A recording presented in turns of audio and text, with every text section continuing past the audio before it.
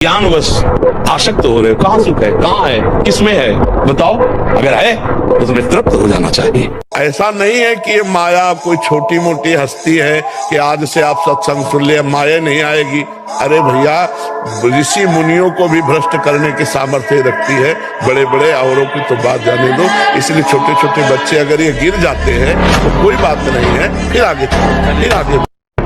ये हवन से, ये ताबीज बांधने से, ये घोड़े की नाल की अंगूठी पहनने से बुरा लगेगा सबको।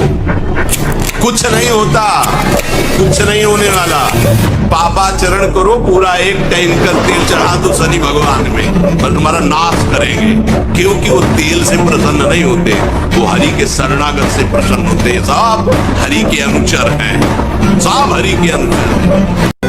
जहां कोई हारता है तहां वो निराशा अपने ऊपर ले आता है। नहीं, जो उत्साह संपन्न है, जो विवेकवान है, वो देखते हैं कि मैं कहां से हारा, कौन सा वो बिंदु है जहां मैंने चूक कर गया।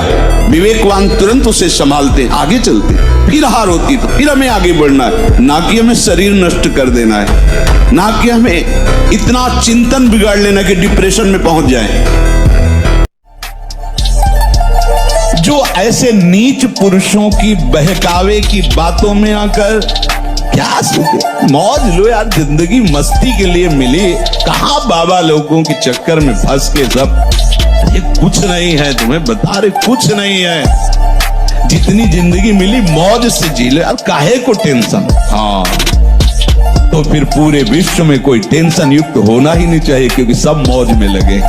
जीवों की हत्या करके उनका मांस खाना, मदिरा पीना, व्यभिचार करना, नए नए व्यभिचार करना, तो सबको मस्त होना चाहिए। अगर हमको ये दिखाई दे कि तुम्हारी बात सत्य है तो हम सुने, सब टेंशन में है। कोई भी प्रभु को साक्षी करके बोले कि भजन के बिना किसी का हृदय शांत हो गया है, तो मुझे एक भी व्यक्ति विश्व में नहीं, महापुरुषों ने देखा है अपनी दिव्य दृष्टि से। स्वयं भगवान। एक किसान भी खेती को सुरक्षित और तैयार करता है तो उसमें अच्छी फसल होती है। तुमने ब्रह्मचर्य को जाना ही नहीं, इधर उधर से हर तरह से भ्रष्ट आचरण आगे तुम्हारे आ जाएगा। अगर उठने में तुम्हें तकलीफ ना होने लगे, कहना तुम तो हमारी आत्मा हो, इसलिए हम तुम्हें प्यार से समझाते हैं। जैसे हम कहते हैं तुम ब्रह्मचर्य रहो, संयम एक बहुत बड़ा पावर है। सोचो कितना आनंद है उसके रोकने में, जिसके निकालने में आप आनंद समझते हो।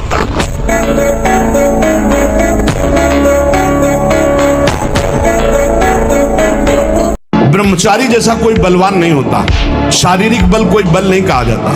ब्रह्मचर्य में सामर्थ होती संकल्प बल की। जाओ ऐसा, फिर वैसे ही होगा। अध्यात्म बल बहुत बढ़ जाता है ब्रह्मचारी का, आत्मबल बहुत बढ़ जाता है। कहीं भी वो भयभीत होना, कहीं भी शंका कर लेना, कहीं भी पराजित हो जाना उसके स्वभाव में नहीं होता।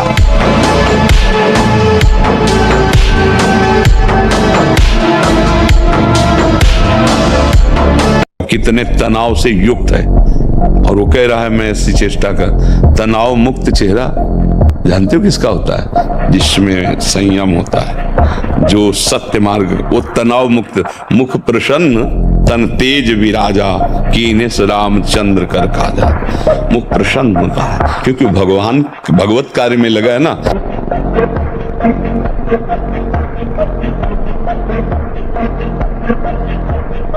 प्राण, मन और ब्रह्मचर्य तीनों का संबंध है। ब्रह्मचर्य क्षीण, प्राण स्थूल, मन चंचल।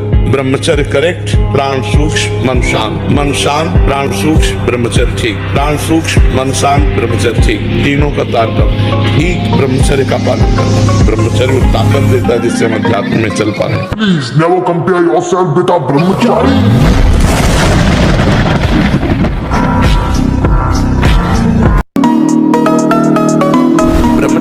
साधारण बात है, साधारण बात है। अगर साधु आसन में नहीं बैठता, साधु व्यायाम प्राणायाम नहीं करता, तो ब्रह्मचर्य नहीं रह सकता। पक्का आपको सच्ची बताए, जब ब्रह्मचर्य शरीर में होगा ना तो आप बैठ भी नहीं सकते चैन से। वो आपको इतना प्रेरित करेगा क्रियाओं में, आप जिस कार्य में लगेंगे सांगोपांग करेंगे।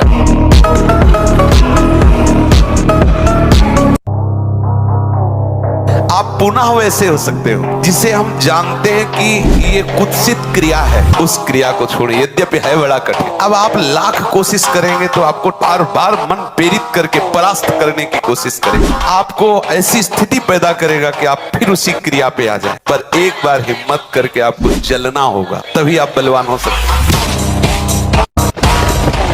झूठ बोलना, बार बार भूख लगना या जठराग्नि का मंद पड़ जाना, ये दो दोष होते हैं। अन्न ना पचना या तो बार बार ऐसा लगना कि खाऊं, और मलबद्धता आते जब वीर शक्तिहीन हो जाती है तो मल को पकड़ने लगती है, उनमें सामर्थ्य नहीं रह जाती पचाने की।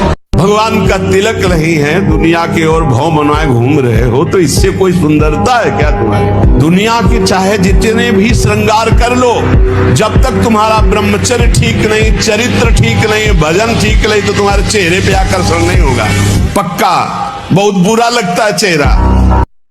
खड़े हो जाओ अपने कर्तव्य कर्म को करने के लिए, पर पहले ये समझ लो कि जय और पराजय और उसका चिंतन करके लाभ और हानि का निर्णय, और लाभ हानि में सुख और दुख का भाव, ये तुम्हें समान करना होगा। लड़ना सीखो समस्या से हारना मत सीखो। समस्याएं तो आती रहेंगी, लेकिन तुम्हारा जो जीवन है बार बार नहीं मिलेगा।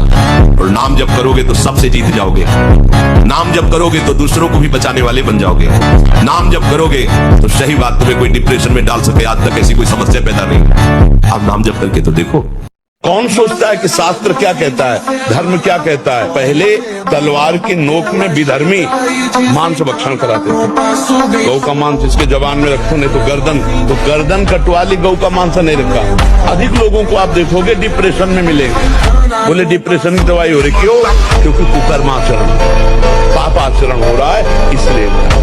गुरुजी 2025 आने वाली है, इसमें मैं अखंड ब्रह्मचर्य का पालन करना चाहता हूँ, कैसे करूँ बताने की कृपा करें। अखंड ब्रह्मचर्य का इसलिए पालन नहीं कर सकते, पूर्वाभ्यास आपको प्रेरित करेगा, धीरे धीरे पागलपन चढ़ जाएगा। सहना जरूरी होगा। ये होगा कि चाहे प्राण निकल जाए, बच्चा अगर भोजन सही रखोगे, 30 मिनट व्यायाम करोगे, 20 मिनट प्राणायाम करोगे, मोबाइल से गंदी बातें नहीं देखोगे, और अपने आए हुए वेग को सह जाओगे, तो चल सकते। अहंकार है कि मैं 1 वर्ष से ब्रह्मचारी हूँ या अगले वर्ष से पूरा ब्रह्मचारी, दैन्य है कि भगवान रक्षा करेंगे, भगवान के भरोसे में चल रहा हूँ। अगर गिरूंगा भी तो फिर नियम लूंगा, फिर चल, ऐसे चला जा सकता है। और बहुत अच्छा है, हम धन्यवाद देते हैं कि आप नए बच्चा ब्रह्मचर्य पालन की बात करते हो। पहले हम आपके मन को तोड़ा, देखें कितनी दम, पर अगर आप चलना चाहते हो तो हम आपको उत्साह देते हो, धन्यवाद देते हैं कि आप आगे बढ़िए।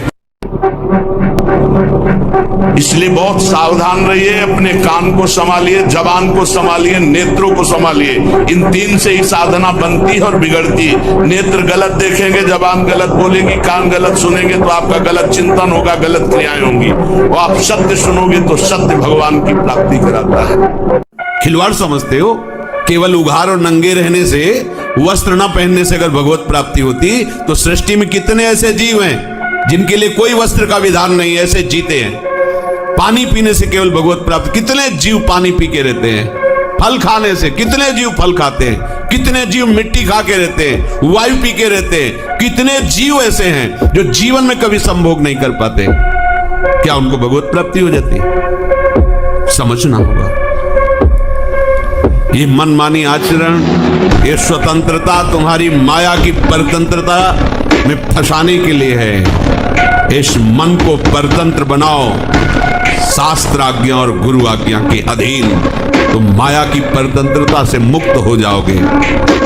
अब लोग प्रश्न कर देते हैं, 4 लोगों ने मिलकर के उसके साथ ऐसा ऐसा किया, ये किया, ये किया। भगवान कहाँ था? भगवान ने खेती दे दी है, बीज दे दिया, क्या बोना चाहते हो? जो बोगे वही काटोगे। तुम अल्पज्ञ हो, तुम क्या जानते हो? उसकी 3 प्रकार की लीलाएं हैं, 3 प्रकार के बीज हैं, सतोगुण, रजोगुण, तमोगुण। क्या बोलते हो? ये कर्म भूमि है, जो बोगे वही खाओगे, वही काटोगे। होश में तुम्हारे दोष देने से भगवान का सिद्धांत नहीं बदल जाता, भगवान को कोई फर्क नहीं पड़ता।